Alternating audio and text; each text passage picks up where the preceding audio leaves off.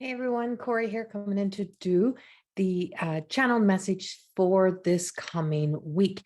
And this one is coming into October the 11th. Today is being recorded on the 10/10/22. So all in the powers. So we have a lot of powerful energy also being recorded on the second day of the full moon energy. And as many of us know, the full moon energy does precede the full moon and then also extends beyond the full moon. So we have the first days coming in, and then we have the days following where the energy of the full moon still has the intensity and the power to help us to be able to really truly shine a light upon those areas that we are here to release, surrender, let go. It brings attention to our own feelings and our emotions.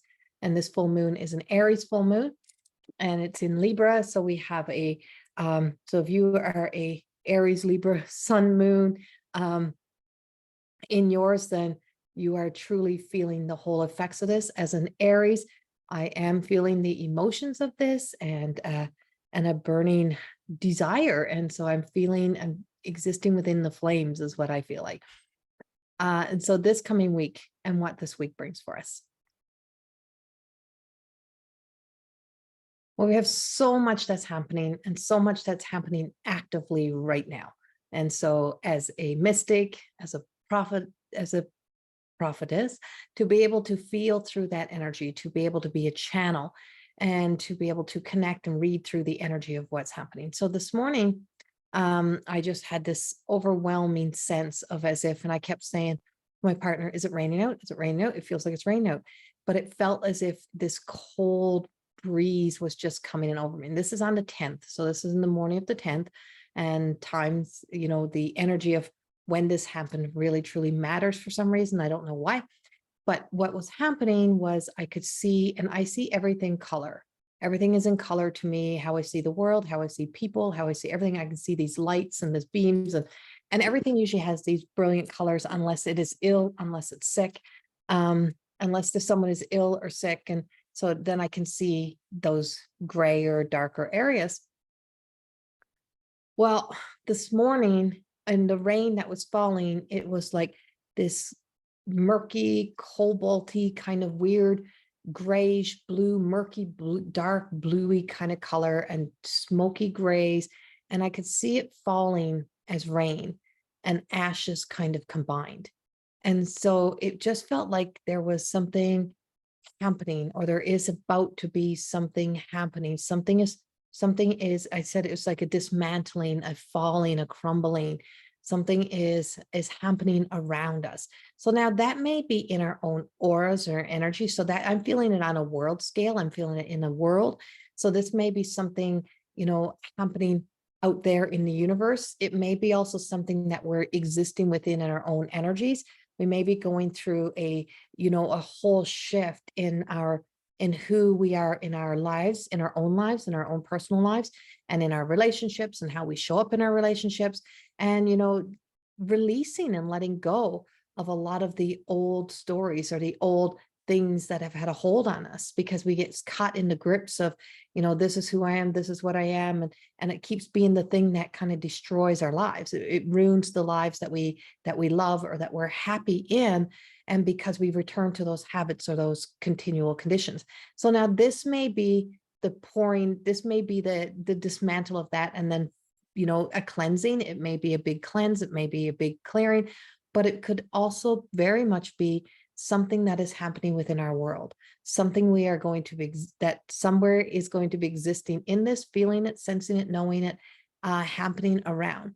A few weeks ago, when it was the Queen's service, or after the Queen had passed, I said, I seen these bridges collapsing.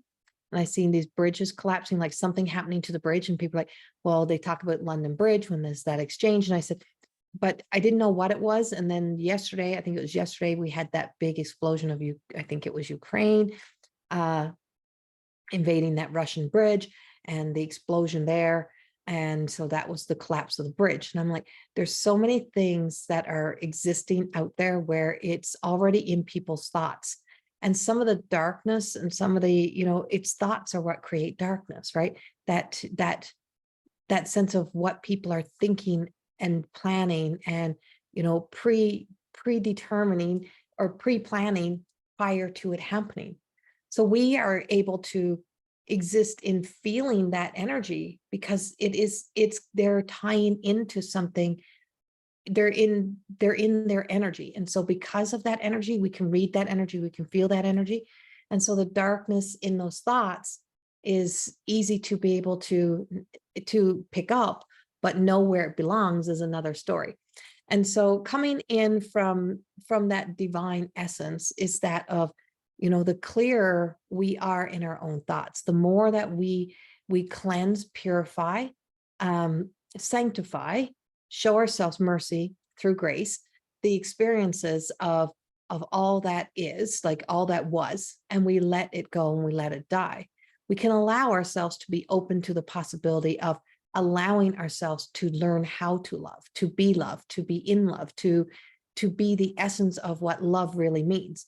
And, sometimes it's not always about it's not always about satisfying that, it's not about the satisfaction of satisfying the shadow. It's about allowing ourselves to be nurtured in the ability to be able to be the best human we can be, to learn how to be that of love.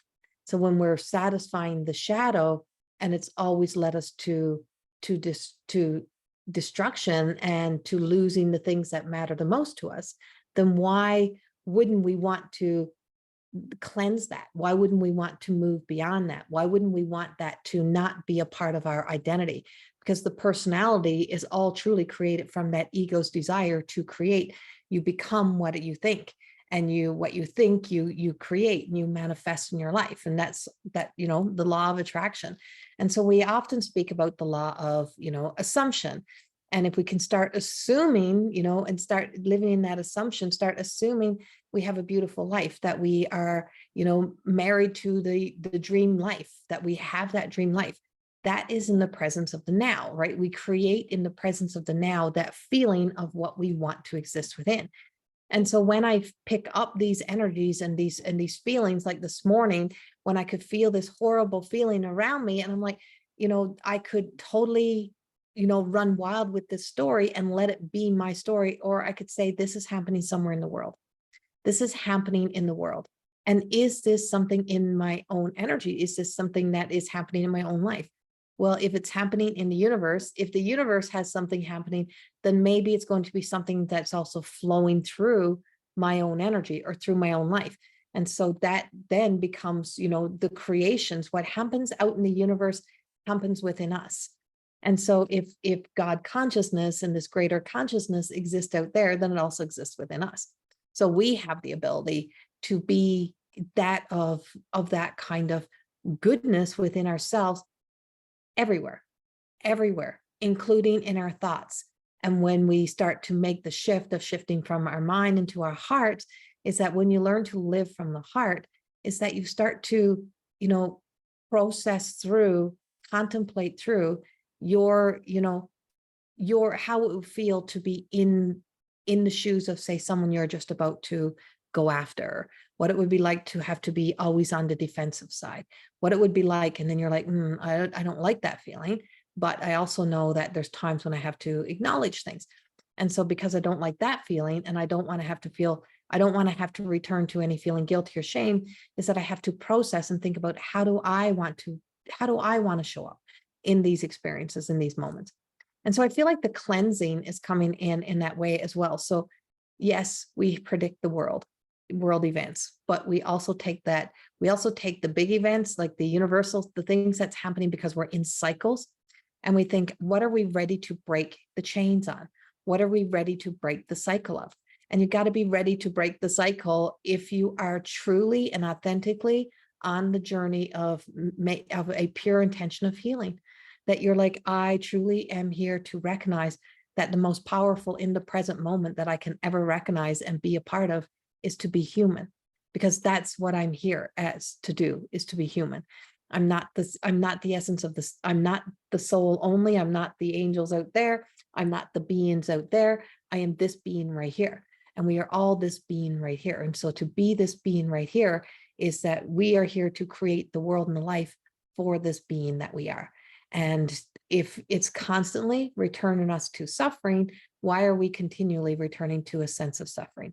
And why are we so addicted to trauma and drama, right? Why is the trauma and the drama the things that get attention? Why is it the things that, if it's not, then it's boring, or it's boring us, or we're seeking out the thrill? Usually that seeking of the thrill is a dopamine fix, or it's that lack of satisfaction that is happening within ourselves, that we're seeking outside of ourselves for something that gives temporary satisfaction that also leads to a doomsday. And so when temporary satisfactions leads to doomsdays, in all of our afterthoughts and our after reaction, is that we're always going to be in that cycle of being continually in that loop.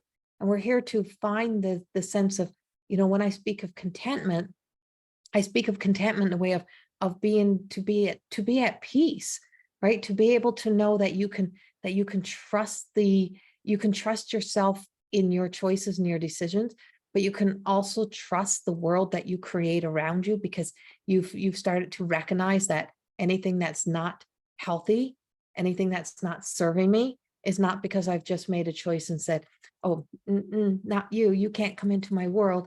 It's because we've stopped allowing behaviors and habits to own us, not what owns somebody else, but to own us.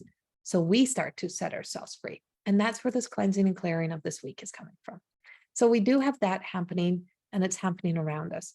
Now we also have, and I'm going to go back to this story. It's something that was channeled through a few years ago. And we've been saying this for a few years. We're not going to see the uprise to swing up for another while yet fully, but we can be the swing within ourselves that makes the changes. But in emotional, spiritual immaturity, it is so in our faces right now and so leading the way that it's become acceptable, and we are teaching it and we are programming to it. And it is all being characterized by the stories of fear. What we're going to see somehow return is that sense of having to find and cultivate ways to care for that, to mature and to grow and evolve, and to get rooted and grounded back in that sense of surviving, not in survival mode of emotional trauma bond, but in surviving the essence of an existence of where we can't force the changes that have to happen. And as an elder, and as we're stepping into that elder energy, is just knowing that sometimes we have to let the pieces fall. We have to let people fall. We have to let generations fall. We have to let things fall. We have to let things crumble so that we can know something we didn't know before.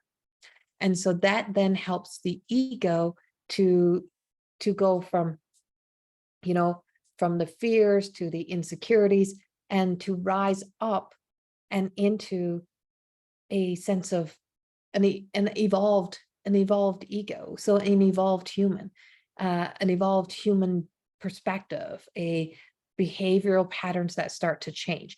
So there's a lot of those things that are moving pieces. I'm like, everything's just moving. And so it's like I'm seeing these moving pieces, and it's as if the divine or spirit or consciousness is moving these pieces.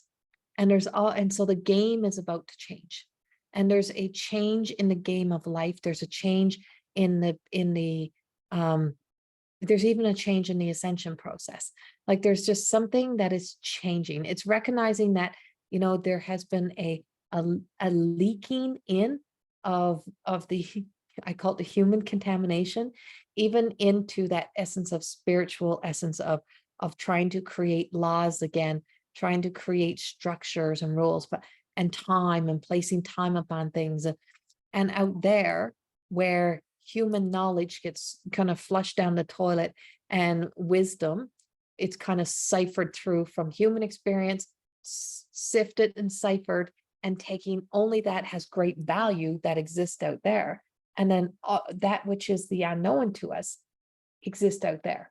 So when we get it, then we want to claim it and own it and trademark it and put our names on it and titles on it and whatever else. And it's like, but what's really ours? And so this moving piece of spirituality of this out here, of ascension, is just saying, you know, we're kind of going to blow the top off of this for you as well, and just say, there, it's not all as you're trying to dictate it. It's not as you think it is. And it's not all beautiful, and it's not all pretty, and it's not all simple, and it's not all easy, because we ultimately keep trying to exist, it's trying to escape our human to be something more than human. But we are ultimately here to be human, but with a healed heart, a healed mind, a healed instinctual self, a sense of calming and regulated nervous system. We can actually start to be able to process our thoughts in a much more advanced way and think for ourselves on what really truly resonates with us. And we're going to see that happening. I still know there is still this blackouty energy that we have, but this pouring down of, I'm like chemical, like of like something toxic. It is like acid rain, right? Like there's something toxic falling down around us, and I can see it, I can feel it. And I'm like, it just like opens us to something so much more. And that's, I'm reading that through the energy, not reading, I'm seeing it. Because when all of my bright colors, when everything of those bright colors started to turn that way, I knew that's the place of where you don't have to pretty it up. There's no prettying up. It is what it is. These are things that are transpiring, and we have to do the cleanup where we need to really truly put our focus to do the cleanup. But also when I start to travel into sometimes the heavens, like the veils, beyond the veils in the heavens, is that everything starts to turn gray there, because it's like all we see is that diamond crystalline light. Well, that one color, that one crystalline light is where all the reflections of the colors come out. So that turning sometimes in that gray essence is that we don't need, we know everything is beautiful. We don't have to see everything as beautiful. We know everything is as it's supposed to be. We don't have to see it. We don't have to try to create it. Don't have to try to create with our minds. It just is. Whereas here in this, looking through this human-y world, is everything always has this rays of colors around it. And so it doesn't. And because it doesn't, I know that also represents something of a ending story, a loss, a grief, a death, a sickness, and ill. And I think our world is sick. and I feel and I see that the world has this sickness around us, and that we have to get well. Absolutely. And that's how I see it. We have to get well. And so if we want our world to get well, we have to be well within ourselves, grounded, rooted, strong, being there, being present. I do have some energy this week that brings in some financial collapses as well happening. So we do have some financial collapses that's happening. And we're going to be seeing some of that. And I would say, when you see me smiling, it's not always that I'm smiling about what's happening. It's that when you raise your vibration, you get in closer, you're connecting to that energy. And so I'm, raising that vibration not to let in any of my own human. When you pick up your human and move it aside and let yourself just be a clear vessel, a clear channel, is you don't have a desired outcome. You don't try to pretty up the messages. You can't edit them. They cannot be edited. They cannot be adjusted. They are what they are. You get what you get, even if the videos go grainy, even if the videos go all wonky, because all of that wonkiness sometimes is we start out with everything so well programmed and set into place, and then everything turns fuzzy. Energy, energy, energy. And we are all energy, and we can be the energetic shift that we want to see happen in this world. And so we have to light up the world. We have to start bringing the color back into our lives, bringing in the positivity back into our lives, bringing that within our own world. And I'm going to end this week's message with a couple cards to start to, allow ourselves to live from spirit, not so much from our bodies, to start to release ourselves from that living embodied in the material world and live from the spirit, which is an essence of ourself as well. and to start to be that of, I keep getting luminosity, illuminating, keep illuminating and shining. I've been writing a lot about luminosity. And so to be able to communicate into our own, communicate to ourselves that has not yet got to live. And that's where some of that assumption kind of living, that communicating to that versions of ourselves that have yet got to live and letting it learn how to live. And if you want to learn to do more of this, get into some of my programs. And so the cards that came out is the Brilliant Belief, and I am using the Priestess of the Light Oracle. And this is the brilliant beliefs. And this is, luminous life force, personal power. So being able to step into our personal power this week, and personal power is taking ownership and responsibility for our own actions, for our own behaviors, and to also not to hold everyone else accountable for where we have to be accountable, to be that within our own lives.